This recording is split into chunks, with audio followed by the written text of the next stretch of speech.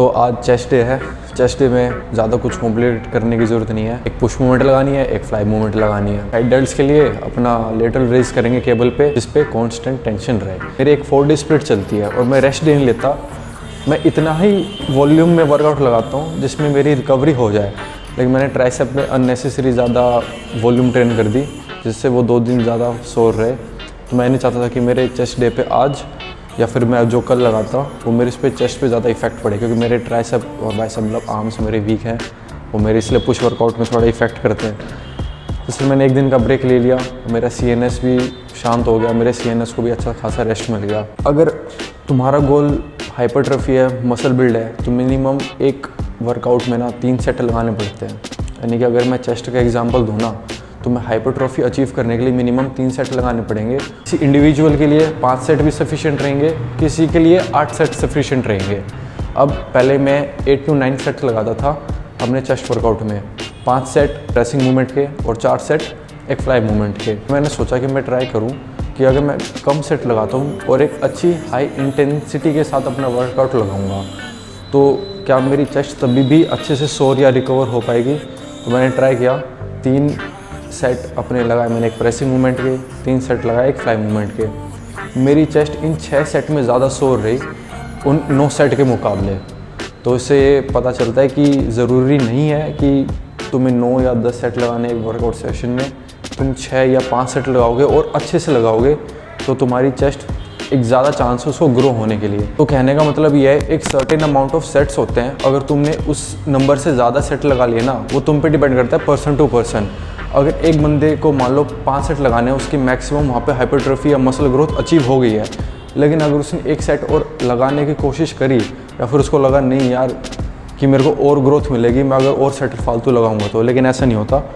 तुमने जितने भी एडिशनल फिर सेट ऐड करते जाओगे ना वर्कआउट में, वो तुम्हारी मसल ग्रोथ के लिए नहीं, वो तुम्हारी मसल डिप्लीट होती जाएगी। इतना ही लगाओ जितनी की ज़रूरत हो। हर चीज़, अच्छी चीज़ भी ज़रूरत से ज़्यादा हानिकारक होती है। और कम सेट लगाने का क्या फ़ायदा रहेगा, तुम्हें सिर्फ 3 ही प्रेसिंग मूवमेंट लगानी है। तो तुम ये नहीं सोचोगे अगर मेरा पहला सेट अच्छा नहीं गया, चलो कोई बात नहीं, मेरे 4 सेट और पड़े, मैं उनको और अच्छे से लगा लूँगा। तुम पहला सेट ही एक ऐसे माइंड सेट के साथ लगाओगे, मेरे को हिट करनी है और बहुत अच्छे से हिट करनी है। तो अभी इसी के साथ इसको थोड़ा सा बचाए, इसको फिनिश करता हूँ।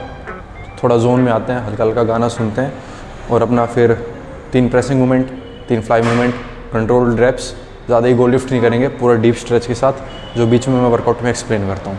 तो वो सेट सारे कर लिए हैं और अपना पहला मेन वर्किंग सेट मारेंगे चेस्ट प्रेस पे।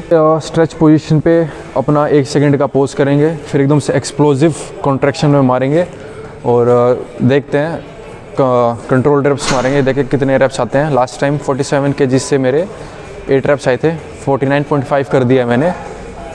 मिनिमम 5 रेप्स तो आने चाहिए फॉर हाइपरट्रॉफी। चलो देखते हैं अब कितने आते हैं।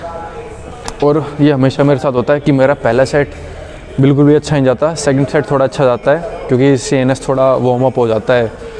तो देखते हैं कितना आता है। शक्ल गंदी गंदी बनेगी तो भाई एक्सक्यूज़ मी।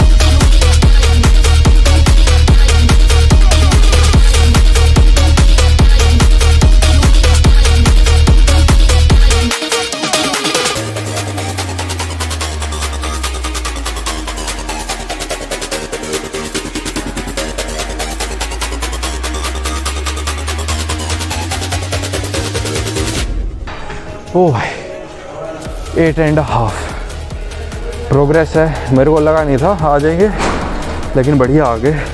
कंट्रोल्ड रेप्स थे और फील बढ़िया आई।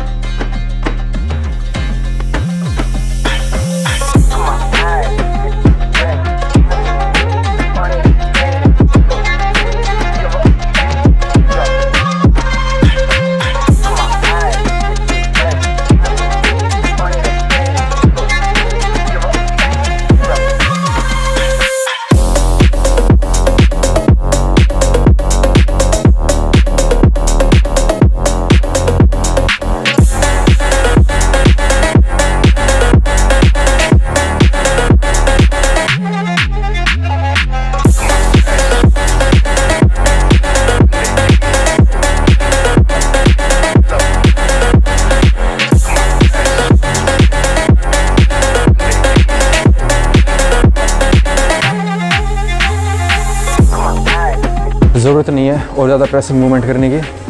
अब फ्लाई मारेंगे 3 सेट।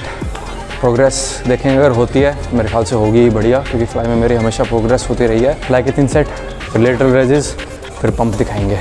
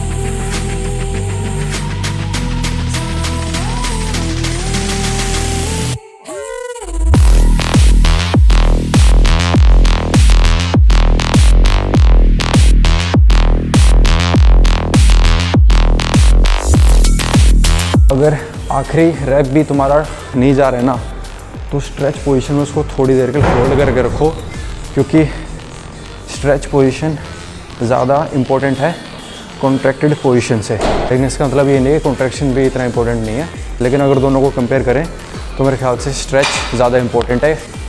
फेलियर हिट हो गया तो पार्शल मारो, स्टिमुलस बढ़िया मिलेगा मसल को। 4 सेट मारूंगा लेटरल रेस के, सिंगल हैंड। हाइपरट्रोफी की जो रेंज होती है ना, वो 5 रेप्स से लेकर 30 रेप्स तक जाती है। तो इसका मतलब ये नहीं है कि मैं लेटरल रेस में भी हैवी वेट लगा के 5 या 6 रेप्स मारूं। छोटी मसल है, उसके लिए थोड़े से हाई रेप्स चाहिए, तो मैं इतना वेट लगाऊंगा कि उस पर कम से कम 15 या 16 रेप्स हैं, क्योंकि उस मसल के लिए इतने ही रेप्स चाहिए होते हैं ग्रो करने के लिए।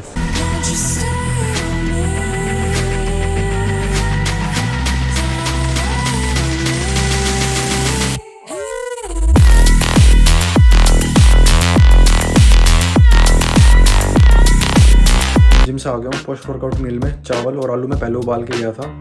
अब चावल मैंने उबाले थे 120 ग्राम और आलू जो थे वो 300 ग्राम से थोड़े ऊपर थे। उनके छिलके उतारने के बाद वो 25 या 30 ग्राम कम हो जाएंगे। तो अप्रोक्स 280 ग्राम आलू बॉइल्ड और 120 ग्राम चावल, ये मेरी पोस्ट वर्कआउट मील रहेगी। इसमें मेरे कार्ब्स और फैट पूरे कंप्लीट हो जाएंगे जितने मेरे को एक मील में चाहिए होंगे।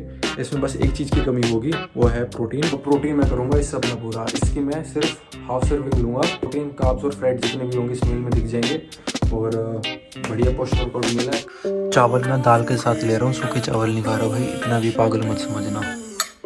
I keep dipping, but you stick to me like glue.